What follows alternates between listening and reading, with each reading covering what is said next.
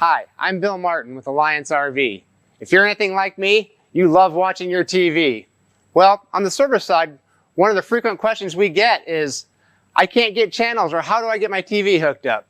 So today, we're going to explore exactly how you can do that, whether it's satellite, cable TV, or over-the-air channels that you're looking to get. On our Alliance coaches, we have two separate wiring systems. We have one set of coax lines that are for over-the-air channels and cable, and we have a separate set of lines that are for satellite. So first off, we're going to explore how to get cable and over-the-air channels. So when it comes to the cable system or the over-the-air channel system, the booster switch is kind of the hub of it all. This is a switch that allows you to either engage or disengage the antenna. With the antenna engaged, it's going to allow signal from the antenna to pass through to your televisions for over-the-air. That's when you're going to see a green LED light on the little push button here.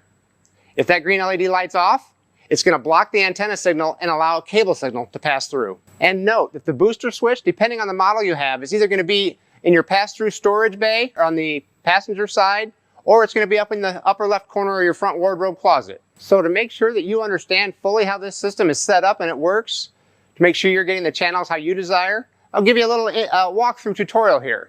So what you're going to have is, it all starts at the Nautilus panel here, or your utility panel in your storage bay.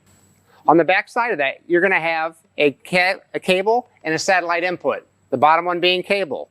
That cable, wired here, is going to run to the back of your booster switch. It goes into one of 5 leads on the back of here.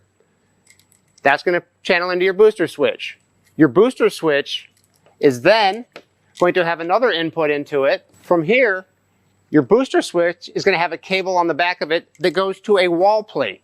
This wall plate is behind each TV location inside your coach. That wire is going to connect to the back of this, and then that wall plate is going to have an outlet or a coax cable that goes into the back of the television. That is how you've established your line all the way from where the line begins at the utility panel, to the booster switch, to the wall plate, to the TV. So if you ever needed to check because you had a bad connection or you weren't able to get the channels or the cable channels, one of the first things to check is all these connection points, these F connectors. If they've ever gotten loose or if they simply weren't screwed on tight enough, that can jumble a signal.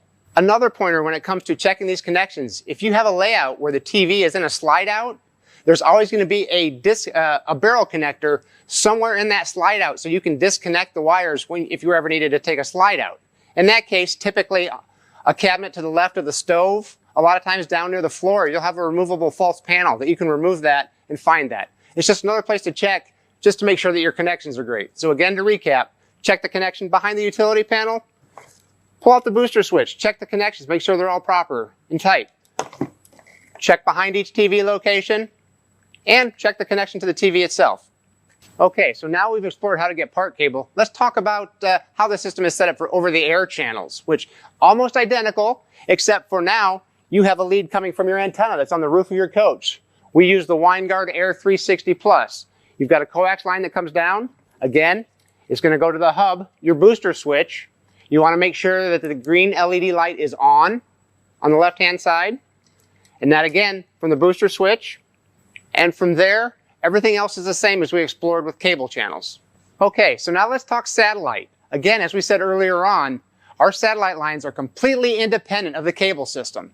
So that booster switch that was so important in our last comments, get rid of it. You're looking to do satellite now.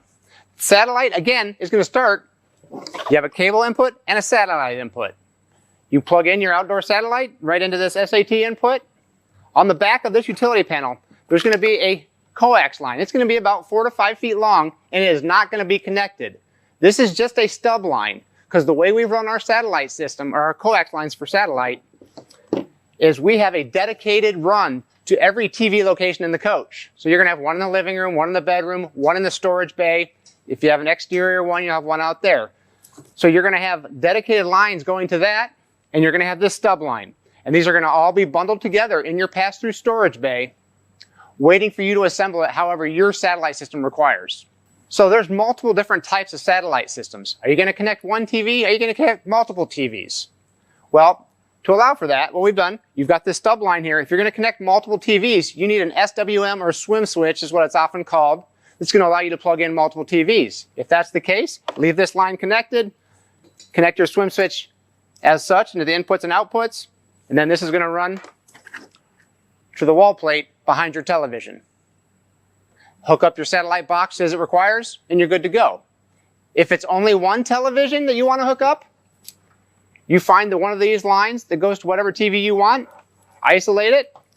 You can either barrel connect it to the open end of this line, or you can remove this line completely and plug this back into the back of your satellite.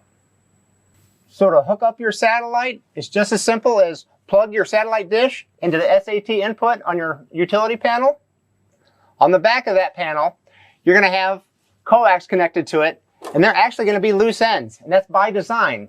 You're going to have one of those loose ends that's connected to the back of this panel, and the other 3 or 4, depending on how many TVs you have, are going to go to each specific TV location. So now what that allows you to do is you can hook up the satellite however you want to hook up your satellite. If you're only going to hook up one television, you find the line that's going to whatever TV you want to do and connect that to the back of this panel. If you want to hook up multiple TVs, it'll require an SWM or swim switch, is what many call it. You can hook up multiple lines to the back of this as well. For additional resources, check us out on our Alliance Facebook group, as well as any other social media platform. Search @AllianceRV. Thanks for joining us and have a great afternoon.